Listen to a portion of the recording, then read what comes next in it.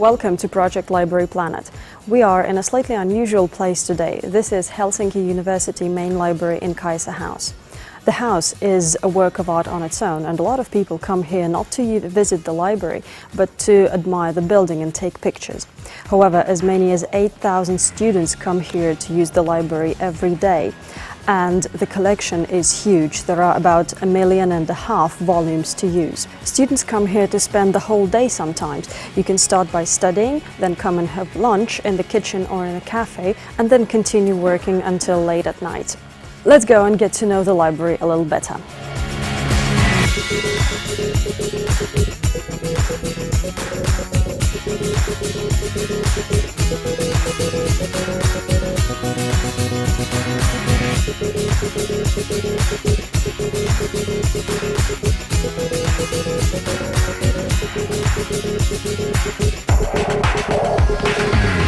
Building Kaisa House, which serves as the main library of Helsinki University Library, was completed in 2012. There was already in 2007 architectural competition to design building on this spot in middle of Helsinki, and the contest was won by two very young architects, Selina Anttinen and Vesa Oiva. This design called Avaus, opening in English, won because of a very functional and very flexible design, and because it could make most of the natural light available in this block by opening these two glass windows in the ceiling. There used to be a department store and a parking hall connected to that department store on this block. Before this building. In the department store building we used to have the undergraduate library of the university. They demolished the parking hall, but they kept the structure of the old department store, which sort of determines the height of each floor in this building up till today. While designing this building and its services, we came up with a very good idea of different sound zones which are color-coded throughout the building. We have a red zone, which is for quiet reading only. We have yellow zone, which is basically most of the library, like normal conversation allowed. People walk around, people talk. And then we have green color-coded areas, which are so-called recreational areas, where the users can, spend their day having lunch, hanging out with friends, having coffee, whatever they want to do in middle of their studies. This is very conveniently located when it comes to the faculties of the city center campus. It serves the students by being connected to the next building, which is a learning center with computer facilities, and it's also connected to the other university buildings. So we have actually an indoor corridor which you can cross to the faculty buildings. And it also has a cafeteria downstairs, which is very, very popular among the students and other users, and it is also connected to the metro system by elevator, and there are shops and grocery store, for example, available at the metro level. On top of the students, which are like by volume the biggest number of our customers, we of course have all the other university researchers, teaching staff who use our facilities and especially the collection. And as the university libraries in Finland are open to all, any member of public can come in and get the library card and use the collection and the facilities. While we were designing the building, we did this service design project with the users of the library, and we came up profiled 4 different types of users for these library services, or not necessarily users but types of usage of library services, because one person can be a member of different profiles in different stages of his studies, for example. we profiled a user type which simply pops into the library to return a book or get a book out of the course book collection. So the easiest thing for them is to have all those services located on the entrance level of this building. Then we have a very different user type which we called a lingerer in the service design project.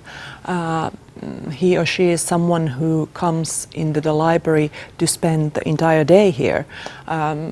Someone who is, for example, studying or writing his final thesis and wants to find a place to do it in peace. Then we have the researcher type of user who is really interested in the collection of the library and maybe wants to go down to the cellars to look for the part of the collection which is not so often used.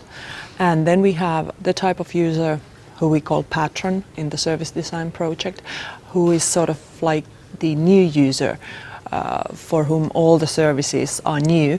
For example, the new students, the new freshman students each fall, they fall into that category, and we have packaged certain services just for them. We did questionnaires, we did focus group meetings with different user groups, students, researchers, teachers. We gathered all the information we could get from the statistics from the previous libraries that we used to have. We had 11 library locations on this campus before this building was finished.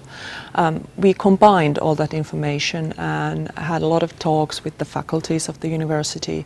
They are our primary customers, the university faculties on this city center campus. So we try to combine all the information we have. Well, for example, one thing the students really wanted to have was this recreational space where could they, take a break during the studies, or when you're writing a thesis, place you can hang around, have coffee, talk with friends who are using the library as well. That was one of their wishes, so we came up with these spaces, and they are very popular in the library.